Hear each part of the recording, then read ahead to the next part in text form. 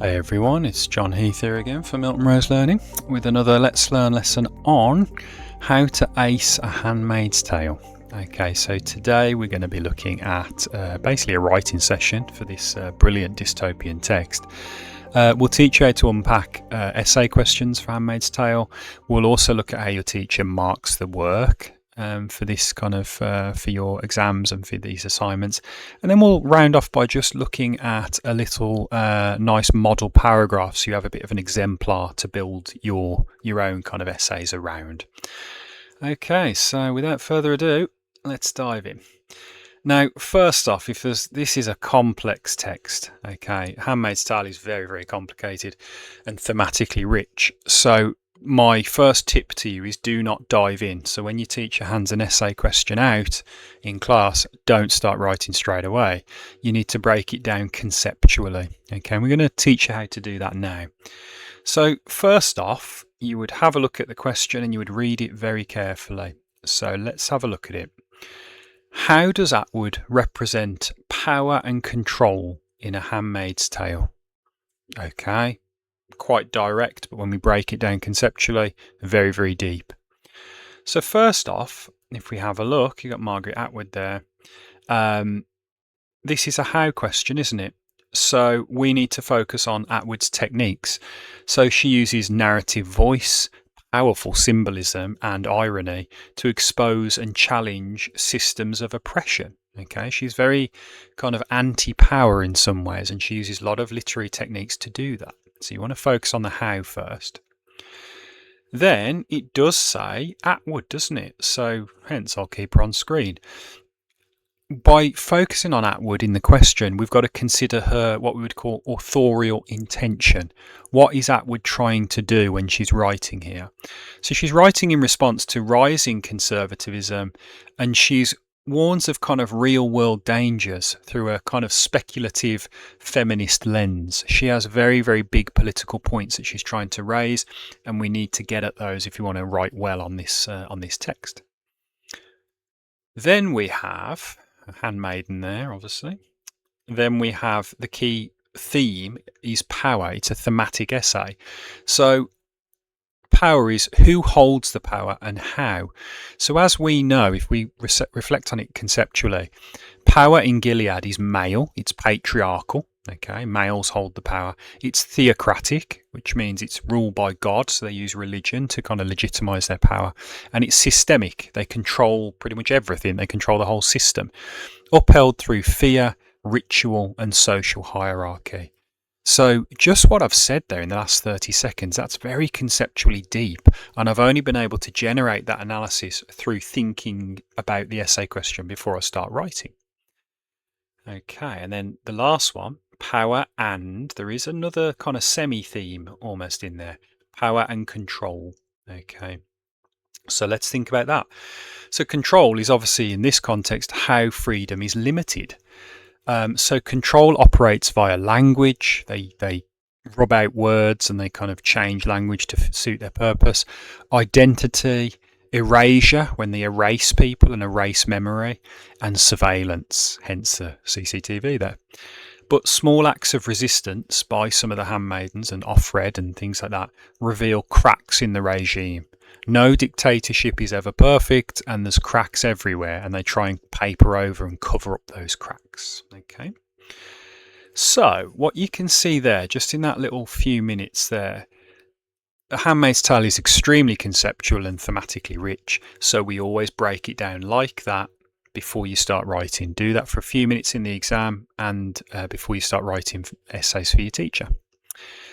Okay, and then talking of your teacher, how does your teacher mark A Handmaid's Tale? Well, it depends on your exam board because the assessment objectives are different every time with the exam boards, although they are broadly similar. And what we've done is we've broke it down into 4 kind of blocks, okay? 4 generalised assessment objectives which you must do when you're writing Handmaid's Tale. So let's have a look. The first one is academic expression. So write clearly, write with a bit of style, don't put any slang in there, use subject specific vocabulary, so metaphor, juxtaposition, symbolism, narrative voice, make it sound like a really good lit essay. And before you hand it in as well, check it for spelling, punctuation and grammar, because that does count. It is on the mark schemes. So make sure that all that is controlled for academic expression. The number 2 is what we would call detailed analysis. This is a kind of literary and language based subject, isn't it? So you need to be using quotations and you need to be zooming in. Word level and phrase level analysis is always highly prized, and explore Atwood's methods that she's using and their emotional impact on the reader is always very, very important. If you're doing that, you'll generally be doing detailed analysis. Okay, the third one is what I would call the big ideas and the themes. And as we learned when we were breaking that question down, there's a lot of themes here like power, surveillance, religion, totalitarianism. I mean, we're talking big, meaty kind of issues here. So when you're analysing a quote, try and link it to the big ideas and themes. Okay, if you do that, you're generally going to be fine. But if you don't do that, you'll be trapped a little bit in kind of like GCSE mode and just describing what's going on and talking about the plot, which won't really generate those big marks. Okay. Number 4 is what we would call context. Now, context is all the society and the historical data that was happening at the time. But remember, don't just learn context and lump it in and go, yeah, give me my marks. It won't happen like that. You've got to put in some context and then you must link it to the text. Okay, if you don't do that, you're not going to get what you want. Okay, you must link it to a character or a plot event or something like that in the narrative to make sure you get the context marks. Okay, so those are broadly the 4 ways in which your Handmaid's Tale kind of essays and exams would be marked. Let's just look at a nice model paragraph and then we'll break down how it hits the assessment objectives. Okay, so, okay, my brummy brogue, here we go. Let's see how this sounds. Atwood uses Gilead's strict control of language to assert and maintain power, reflecting Foucault, very famous postmodern thinker, Foucault's concept that language structures thought. The replacement of women's names with patronymics like Offred symbolises their erasure and subjugation. This renaming functions as both a linguistic and psychological tool of control. By removing individual identity, Gilead reshapes reality itself. The phrase naming is power is reversed. In Gilead, unnaming is power. Offred's occasional recollection of a real name, though never revealed to the reader, becomes a quiet act of rebellion. Atwood draws on Orwellian dystopia here, echoing 1984's Newspeak, where the manipulation of language is fundamental to totalitarian rule. By controlling how women speak and what they are called, the regime rewires not just behaviour, but belief. Okay, that's a great, great paragraph. Really lovely. If that was in my class, I'd be loving life. Now, let's look just briefly at how it hits those assessment objectives so then you can do the same. So, number 1, academic expression. There's a formal academic style throughout that paragraph. It's beautifully written.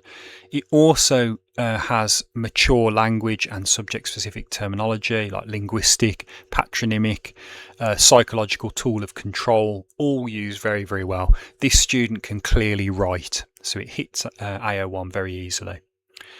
AO2, analysis of language and structure. Well, it's zooming in on keywords and stuff like Offred.